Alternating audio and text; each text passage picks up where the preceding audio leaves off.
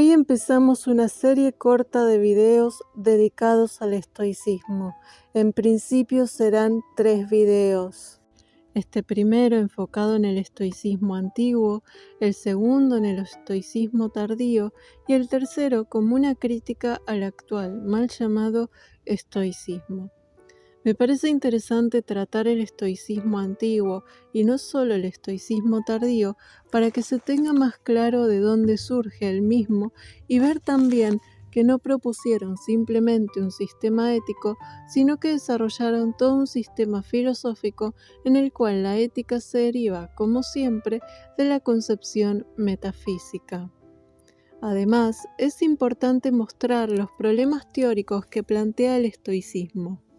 El estoicismo surge de la mano del filósofo Zenón de Sitio en el periodo helenístico. Pueden ver el video dedicado a Epicuro, donde hicimos una introducción a esta etapa histórica en el cual explicamos por qué, justo en dicha época, surgieron filosofías como estas. Otro estoico antiguo e importante es Crisipo. Las ideas estoicas nos llegaron a partir de fragmentos indirectos gracias a la recopilación hecha por Diógenes Laercio. Es a partir de esos fragmentos que se ha podido reconstruir su pensamiento. Entonces, el estoicismo surge para traer tranquilidad al hombre en una época de crisis e incertidumbre, y también como un rechazo al platonismo. De hecho, el estoicismo tiene una concepción materialista del mundo, al igual que el epicureísmo. De esto se deriva su visión empirista del conocimiento. Esto quiere decir que todo es materia y que las cosas se conocen por la percepción, lo cual veremos a lo largo de este video.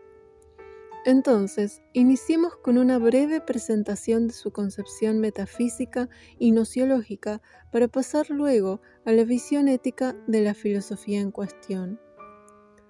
Los estoicos distinguían dos causas del cosmos, eternas e indestructibles ambas, la materia y la razón. La primera es la sustancia informe y sin cualidad, y se caracteriza por ser la causa paciente. Además, la materia son los 4 elementos en conjunto y sin distinción. Por otro lado, la causa agente, entonces, es Dios, que es concebido por los estoicos como la razón o logos en griego, y vendría a ser el demiurgo que modela todas las cosas a partir de esa materia primigenia. Al conformar el mundo, el principio divino queda de modo latente en todas las cosas como principio teleológico de generación, pues Dios contiene las formas activas de todas las cosas, que pueden entenderse también como las razones seminales o semillas. Cabe aclarar que los estoicos toman la idea de Dios como el logos de Heráclito, y al igual que este último, lo concebían como un fuego eterno que en periodos cíclicos y delimitados engendra todas las cosas y luego las reintegra en sí mismo tras una conflagración universal. De ahí se infiere la idea de un eterno retorno. Por lo tanto, el mundo está ordenado según la razón y la providencia, es decir, todo sucede según la providencia. De todo esto se desprende la idea de destino y de que todo está ya prefijado en el principio divino. Por lo tanto, el sistema propuesto por los estoicos es un sistema determinista. Entonces, si todo está prefijado en el logos, surge la pregunta: ¿en qué sentido se puede hablar de libertad? ¿En qué sentido puede atribuirse responsabilidad moral a los individuos? Y este es el gran problema que desde mi punto de vista presenta el estoicismo. La única libertad que tiene el individuo es cumplir con el designio divino de manera consciente y con asentimiento, es decir, aceptar conscientemente las leyes naturales y por tanto divinas.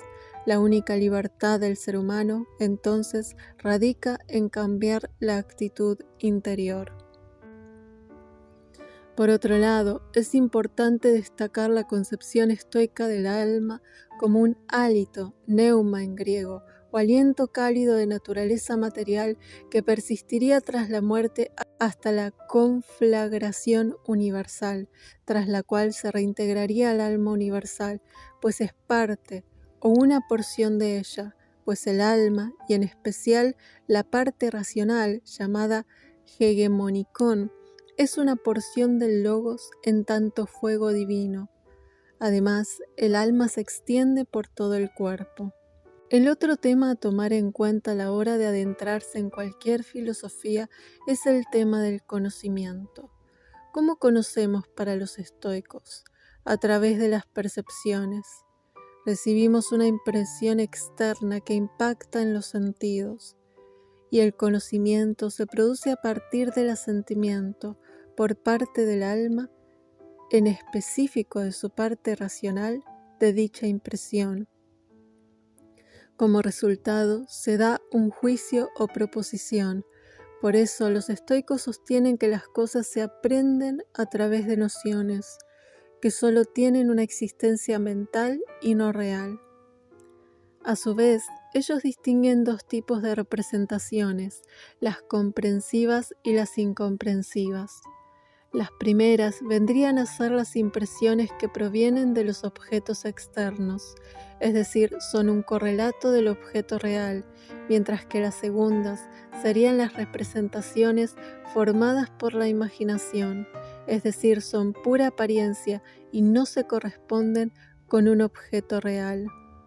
Por esta razón, los estoicos sostienen la necesidad de la dialéctica, que permitiría distinguir lo verdadero de lo falso, y de una cautela conjetural, para no precipitarse en el juicio y terminar aceptando o asintiendo a representaciones que son falsas.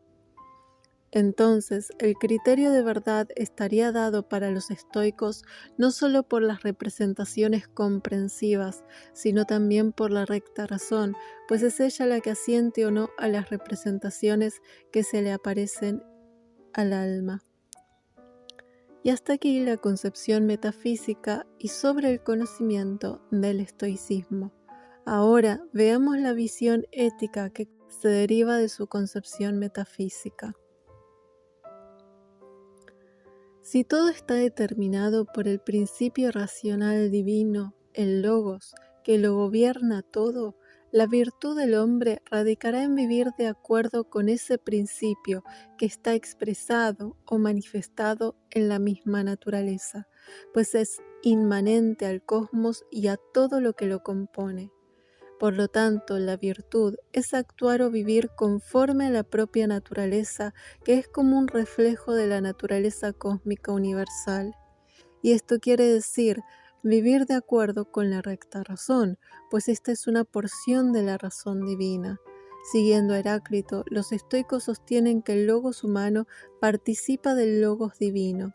En resumen, la tesis del estoicismo es vivir de acuerdo con el designio divino, y ahí radica la felicidad o vida dichosa para el hombre. Respecto a la virtud, para los estoicos, o se tienen todas las virtudes o no se tiene ninguna, o se es virtuoso o se es vicioso. No hay término medio, no hay lugar para la moderación, y no parecen distinguir la posibilidad de un progreso moral gradual en el individuo. Las virtudes más importantes para el estoicismo son, desde mi punto de vista, la prudencia, frónesis, y la templanza, sofrosine. La prudencia se caracteriza por el conocimiento de lo bueno y lo malo que permite al hombre actuar rectamente. La templanza es la disposición inquebrantable a seguir la recta razón, es decir, que no se deja vencer por las pasiones. La pasión y el placer, a su vez, son contrarios a la virtud. La pasión se caracteriza por un movimiento irracional en contra de la naturaleza, y el placer como una exaltación irracional ante un estímulo que nos parece apetecible. Si la virtud es lo racional, todo lo que se salga de ella, por ende, será irracional. Cabe aclarar que para algunos estoicos la virtud puede perderse y para otros no. De todo esto se desprende que el sabio estoico es un hombre virtuoso que sigue de modo inquebrantable la recta razón. Se caracteriza también por la apatía o el ser desapasionado, por estar libre de inclinaciones. Esto deriva en que el sabio sea imperturbable y además lleva una vida austera. En ese sentido, el sabio es aquel que tiene el hegemonicón en orden y por tanto no tiene conflicto moral. Por ende, vive acorde con la naturaleza y como resultado lleva una vida dichosa. Otro valor que rescata el estoicismo es la fraternidad universal que deriva en una visión cosmopolita. Para concluir, como hemos visto, el estoicismo antiguo es heredero de la filosofía anterior, y más allá de lo que hemos explicado aquí sobre su concepción filosófica, los estoicos le dieron también una gran importancia a la lógica. Así como el epicurismo, el estoicismo presenta una visión materialista del mundo y trata de ser un faro en una época de crisis, teniendo como meta una vida virtuosa, dado por el ideal de imperturbabilidad del alma y por vivir de acuerdo con la naturaleza y la recta razón.